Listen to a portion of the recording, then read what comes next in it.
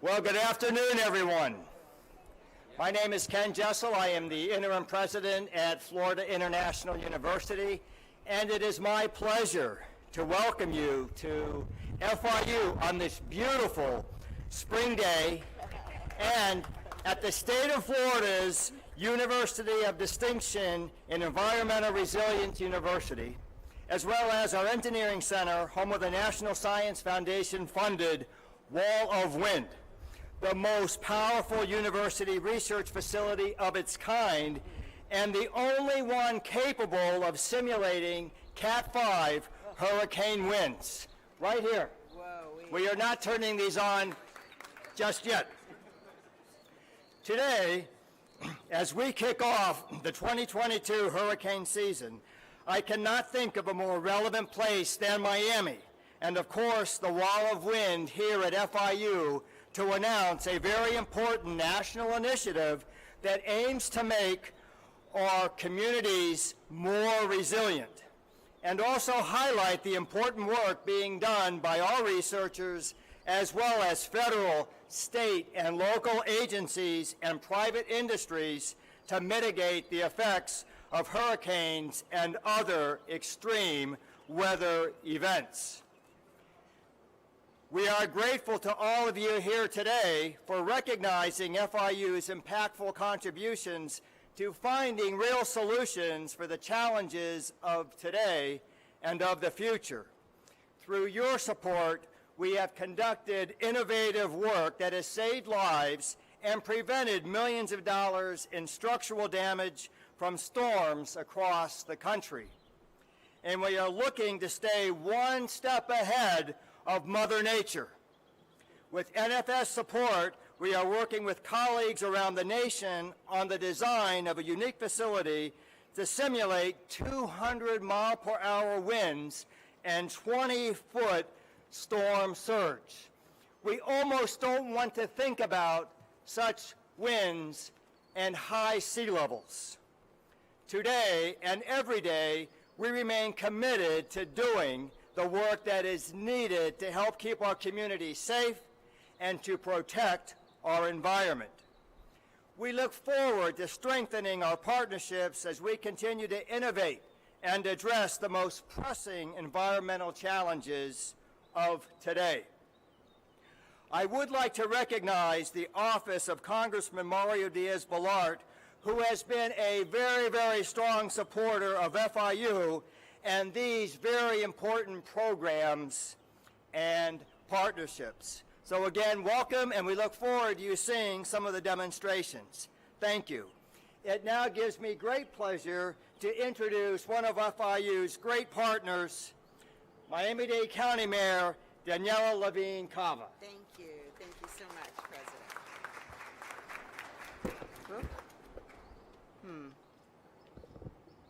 Okay. Well, good afternoon. I don't know whether this is needed or not. Is it? Okay. All right. Sorry. Very good. Very good. Thank you so much. Well, good afternoon, everyone. It certainly is a gorgeous day to kick off our hurricane season. Very deceptive because we know it's not a matter of if, it's a question of when. So it runs from June 1st to November 30th, so hold on to your seats. But we are prepared. We know what to do here in Miami-Dade County, and so much so with the support of this wonderful institution, FIU, and all of their great research and facilities. And I'm hearing that this goes up to Category 5, but I think I heard recently that there's a consideration we might need a Cat 6. Is that true? So maybe there's another NSF grant in the wings. All right. We are expecting intense activity this year. It has been predicted once again. So we are constantly monitoring developing weather systems, including that vexing Agatha out there approaching the Gulf. So we know all too well that just one storm can cause a major catastrophic impact in our community and on our economy. So we cannot cut corners on preparations. We're working hard each and every day here in Miami-Dade County to protect our residents and their property throughout the county, and to ensure safety now and into the future, we must take a long-term view of hurricane preparedness that is rooted in resiliency and innovation. So here in Miami-Dade County, we are on the front lines of the climate crisis. Each day we are experiencing extreme heat, and we have the first in the world chief heat officer to help us monitor that, increased storms and rising seas. The catastrophic Hurricane Andrew that happened, 26 years ago, inspired some of the toughest storm-specific building codes in the entire country, if not the world, to protect our residents. And the new initiatives that are being announced today by FEMA will not only modernize our codes, but build resilience and strengthen our protections. So they will lower utility bills, they will reduce the energy burden, particularly on our most vulnerable residents, and we are very excited to join hands with FEMA to pioneer ways that we can keep especially our most vulnerable residents safe. We welcome these nationwide investments, and we look forward to seeing these cost-saving benefits in our community. So we want to remind everyone here on the beginning of hurricane season of the 4 key steps. Stay informed, be storm ready, make a plan, and get your COVID-19 shot. Okay, I'm double boosted. So rising temperatures combined with the effects of a hurricane can be devastating for our whole region. And so to mitigate these concerns, let's all be smart, let's be prepared, let's stay safe during this hurricane season together. And we have just started in the last couple of weeks distributing our guide in 3 languages, Be Hurricane Ready.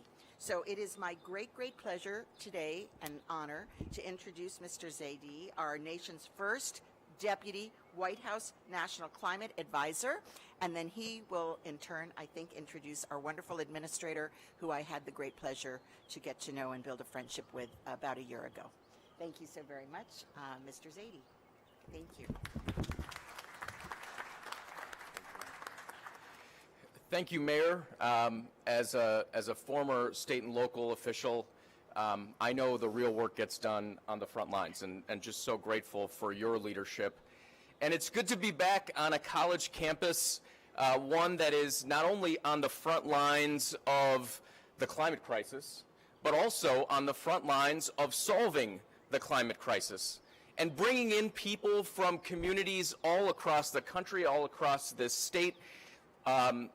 Talking to the president earlier about how this institution serves more minority students, and about half of the folks here getting STEM degrees. That is exciting, that is invigorating, and I am just thrilled to be here. We've got folks here from the National Science Foundation, and we've got some dollars from the National Science Foundation, and when I think about the millions of dollars that the federal government has invested here, all I can think about is the fact that we spent $145 billion last year dealing with the effects of climate change. So that's a pretty good investment, and maybe we should make some upgrades and investments to keep it going. Look, we're here today to announce an initiative that will help us become stronger in the face of this climate crisis, that will help us save money, as the mayor said, save lives, and that is the announcement of our first ever national initiative to advance building codes all around the country. And it really boils down to 3 things.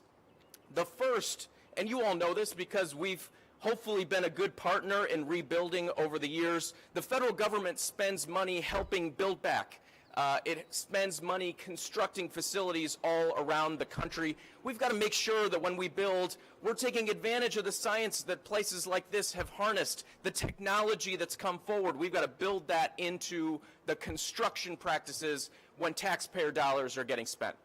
The second thing that's really important, we got to recognize that a lot of communities need a hand up in being able to take advantage of these technologies. So we've got a new program, $225 million from the federal government, part of our biggest ever investment in infrastructure, biggest ever investment nationally in resilience, that will go out to help communities take advantage of this work.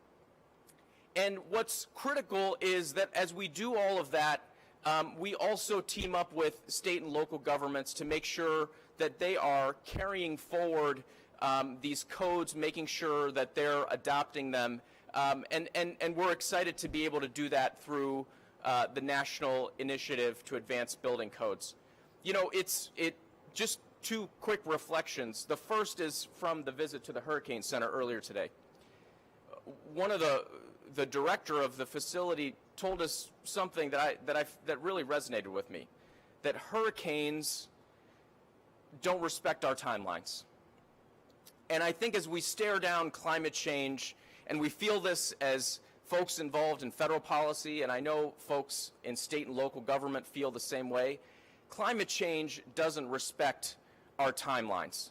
And the time to take actions right now, it's a crisis, it's blinking code red, and that's why the president has every agency in his government organized into a national climate task force whose job it is to listen to the science and the scientists, whose job it is to make sure that we're prioritizing equity in frontline communities, the folks who bear the brunt of these challenges, and whose job it is to make sure that we convert what feels often a story of doom and despair into a story of hope and opportunity, one that creates jobs and economic prosperity, and we're seeing that here in southern Florida right now. So I'm really grateful to be here in this place with all of you and with these leaders. And more importantly, perhaps, the leaders that are being grown in this university who are going to be critical parts of the solution set as we look forward.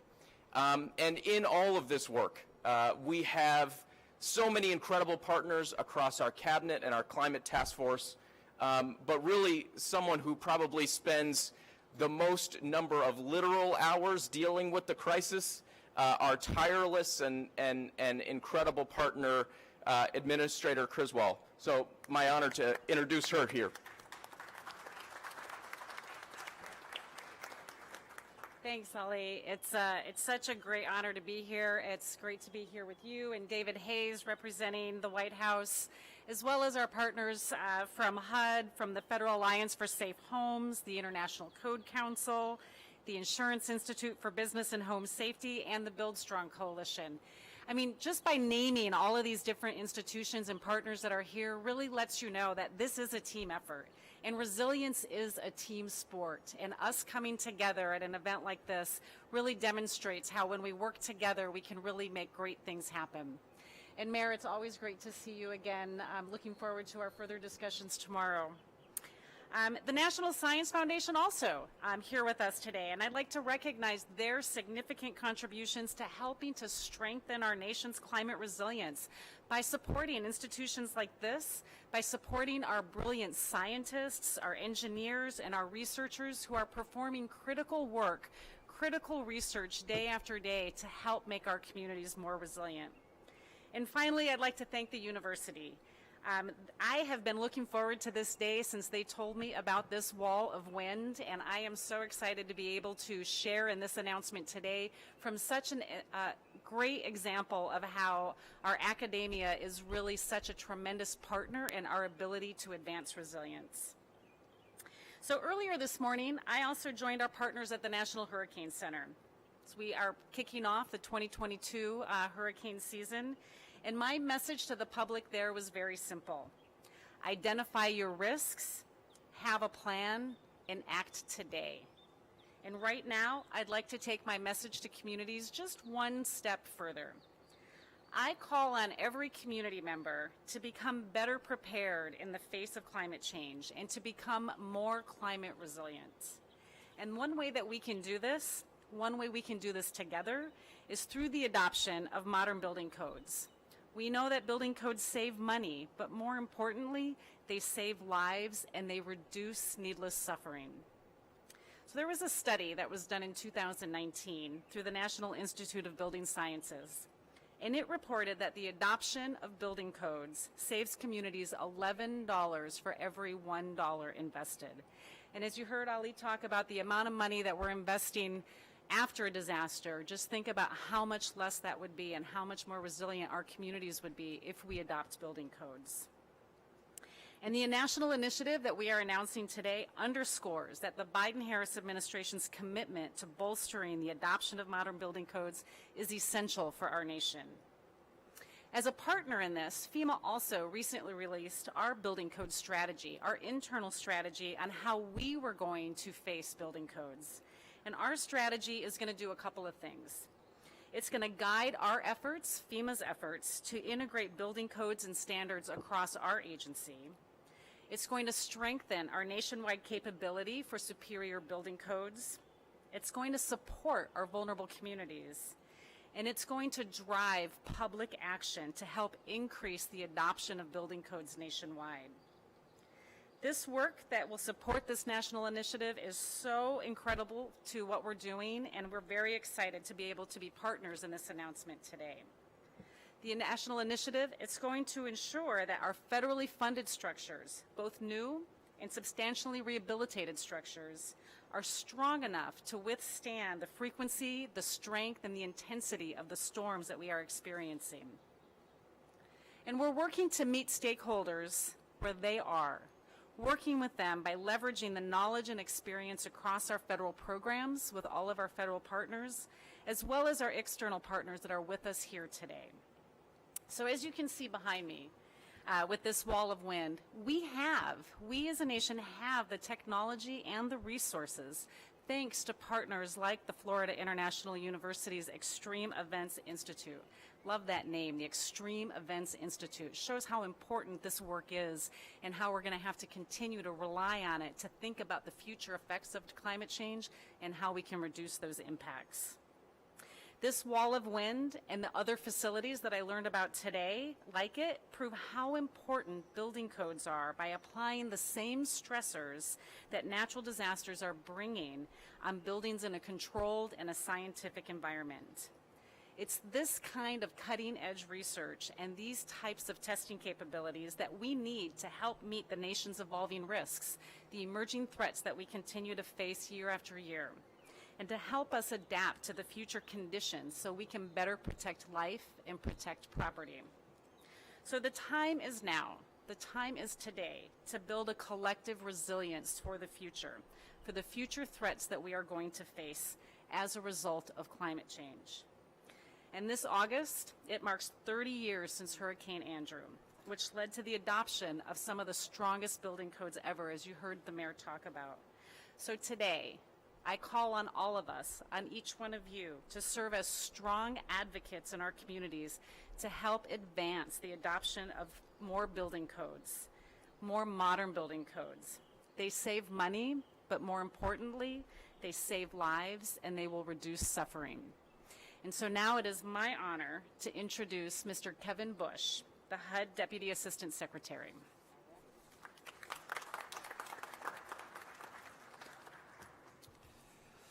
Hello, everybody.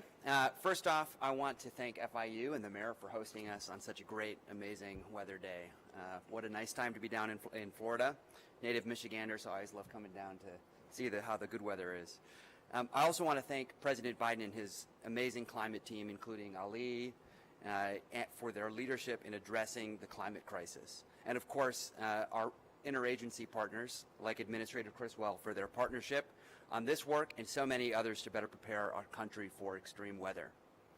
Building the resilience of underserved communities to climate change is one of HUD Secretary Fudge's main priorities, especially when it means helping underserved communities recover more equitably.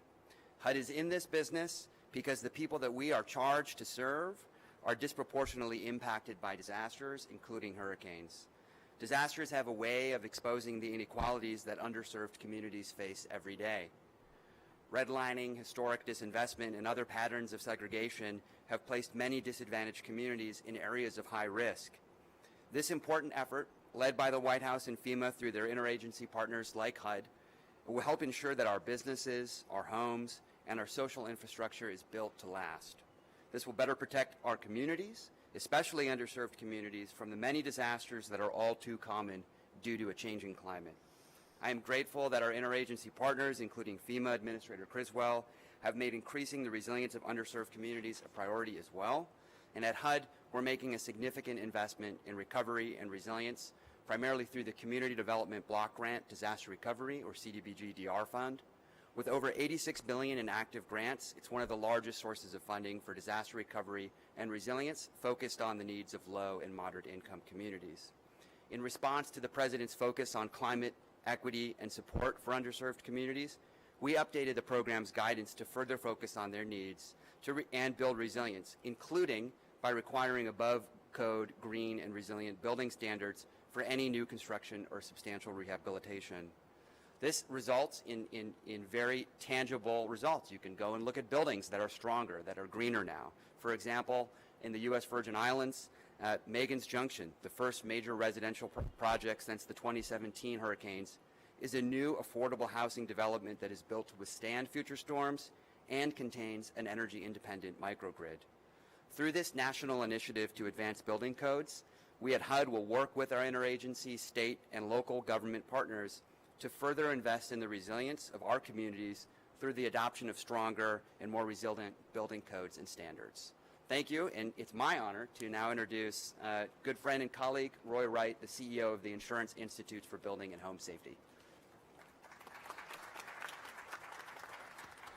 Thank you very much. It's great to be here with such a wonderful group of friends. I want to start by recognizing what the Biden administration has done on climate.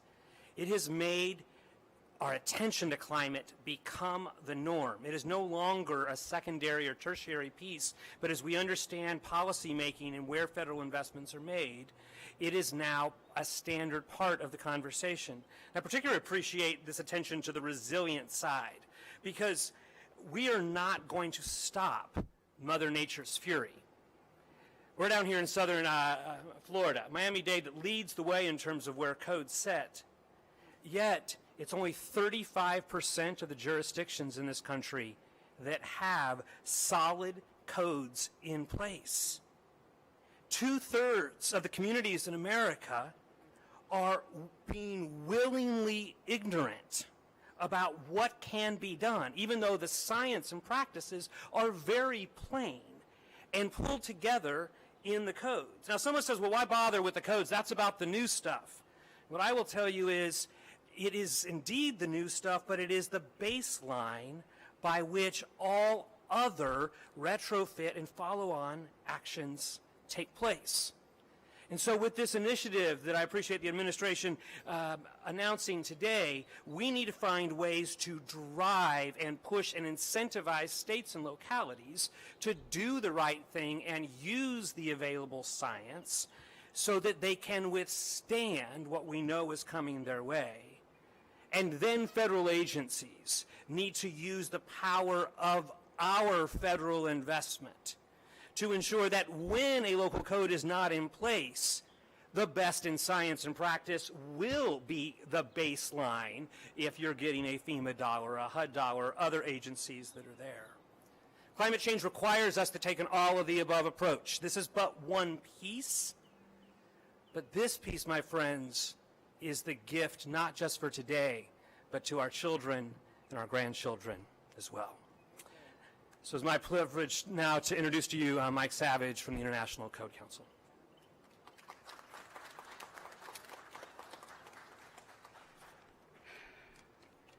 Thank you. On behalf of the International Code Council and our more than 3,200 members here in Florida, I want to express our appreciation for the opportunity to be with you today to kick off the Biden-Harris administration's national initiative to advance building codes. Today also marks the start of the Atlantic hurricane season, as we've heard. As director and building official with the Marion County, Florida Building Safety Department, I can tell you we spend a lot of time preparing and planning for hurricanes. We also spend a lot of time responding. To live here, we need to build well. That lesson we unfortunately had to learn the hard way. Hurricane Andrew devastated the state nearly 30 years ago and resulted in 65 deaths and more than $26 billion in damage.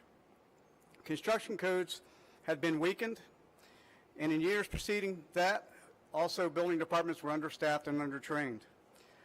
But to its great credit, Florida learned from that horrific experience. The state adopted one of the toughest building codes in the nation. Florida's efforts are now reflected in the national codes, model codes that the Code Council develops, so that all communities can benefit from the improvements Florida spurred, as well as the advancements made in the following years. Current codes now provide $11 in savings for every dollar invested. Florida's codes have saved the state $1 billion annually.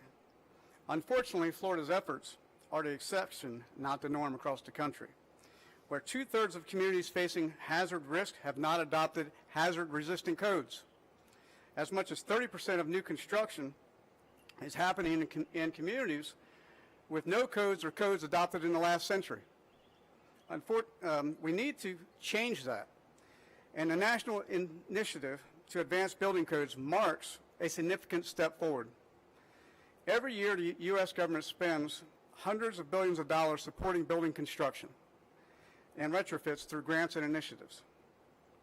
The initiative will ensure that construction adheres to current hazard risk codes regardless of where it takes place.